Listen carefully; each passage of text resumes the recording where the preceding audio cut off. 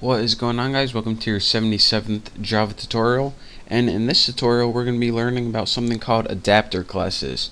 Now, in the last tutorial, when we implemented from the interface like mouse listener and mouse motion listener, we had to implement 7 different methods, and those are kind of time consuming, and sometimes you don't always want your program to detect all of those different methods. Sometimes you only want your program to be able to tell when a user clicks something instead of drag, release, move. You only need one of those. So what Java did is, in order to kind of save you some time, they made something called an adapter class. And what an adapter class does is it already implements an interface, and it overrides it with a method body that is pretty much a blank body, or pretty much a body that does nothing. And you're saying, alright, what's the point of that? Well, in that way, when you inherit from an adapter class, you only have to override the methods that you need.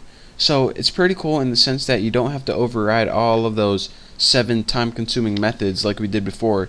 You only have to override the ones that you're going to use, and the rest, whenever you do them, they just don't do anything at all, just like we wanted them to. So let me go ahead and show you guys what I'm talking about. I'm going to make 2 variables for our program.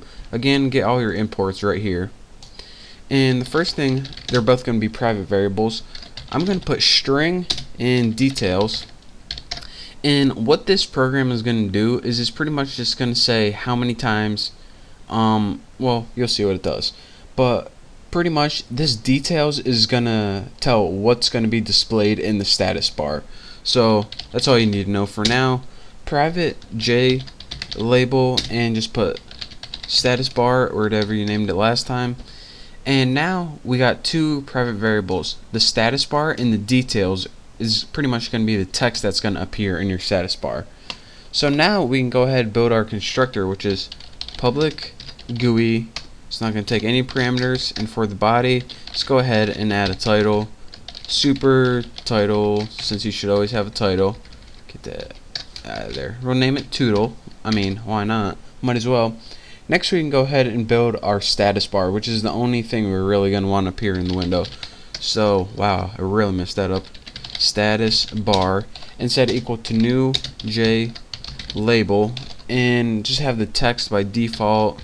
Just put this is default. It's just going to be the first thing that appears. After we start doing this stuff, this is going to disappear. But now let's go ahead and add this to the window. We'll put add status bar, and of course go ahead and put like border layout dot south, and now there we go. It'll appear at the bottom of the screen if you put south. We'll be going over that later. And now we need to add, of course, the mouse listener, just like that. Add mouse listener, and the parameter it takes here is an object of the class we're going to build, and we're going to be building a new class called new mouse class, and don't forget your empty parameters for that. So make sure we didn't mess. Oh, I know we're getting an error because we didn't build the class yet. So let's go ahead and create a class called mouse class.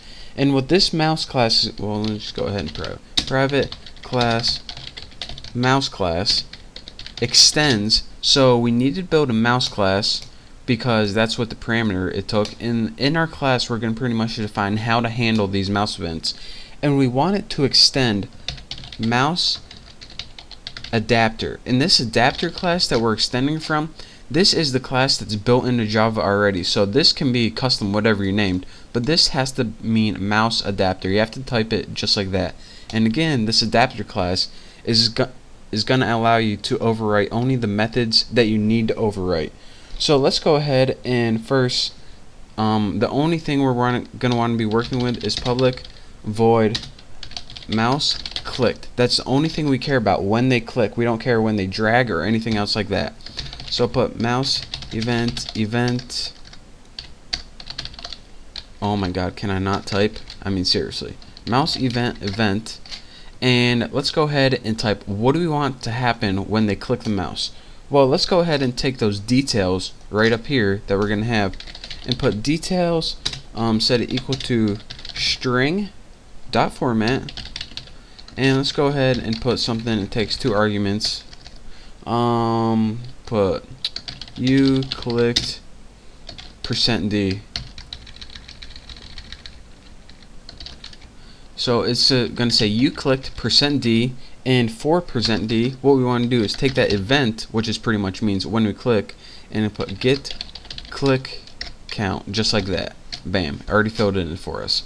So it's going to say you clicked 5, 6, 18, whatever. Doesn't fill in the end yet. So now we're going to have to make an if statement, and we're going to have 3 parameters to finish this detail variable. So if event, and here's another kind of confusing thing, dot is meta down, and if you're saying, alright, what the heck is meta down and what's it mean? Well, whenever you're building a Java program, you don't really know what kind of mouse the user is using. There's 3 kind of main mouses. There's a 1-button mouse like on the Mac, a 2-button, which is like old classic, or a 3-button mouse, and the 3rd button is that scroll wheel. So in order to distinguish the types of buttons that they have, you just can't assume that they're using, all your users are using the same one. So if you ever use the Mac, then how they make up for this the right mouse button is they have something called meta, which is called the command or Apple key, that they can hold down, and when they click the mouse it simulates the right mouse button, or they can hold the Alt key, and when they click the Alt key and click their mouse, it simulates the Alt is the center mouse button. So that is how you can tell. For now, when we click the right mouse button, it's going to work perfectly, but this pretty much is just for people who use special like 1-button or 2-button mouses. If you have a 3-button mouse, then this is pretty much what it does.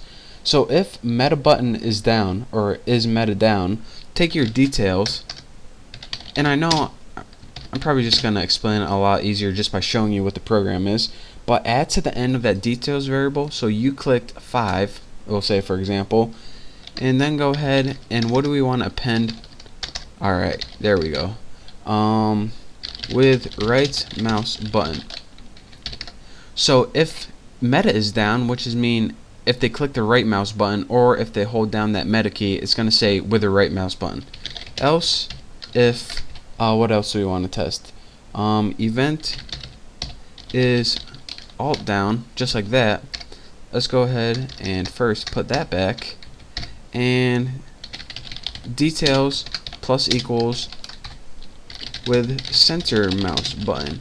And the cool thing about this, else by default you don't have to test anything because you know it's just a regular click. Down with left mouse button. So that's how you distinguish between the right, the center, and the left mouse button for different types of mice. And I spelled details wrong, and now I spelled it right.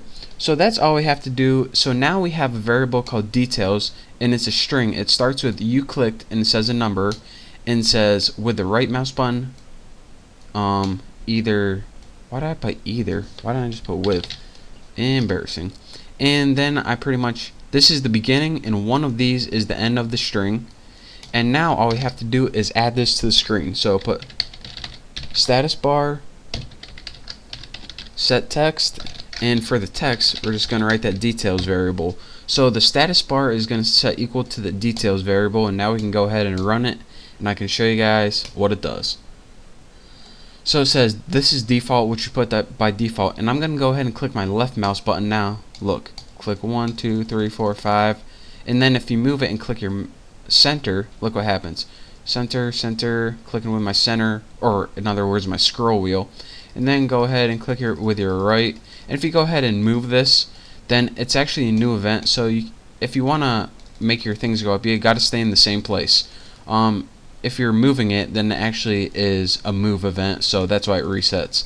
But that's your basics of how to distinguish between the right, the center, and left, and also how to use a mouse adapter class to only overwrite the methods that you want. Again, we only overwrote one method, and we didn't have to overwrite all 7 for our program to work, so that's the power of a mouse adapter class. But for now, thank you guys for watching. Don't forget to subscribe.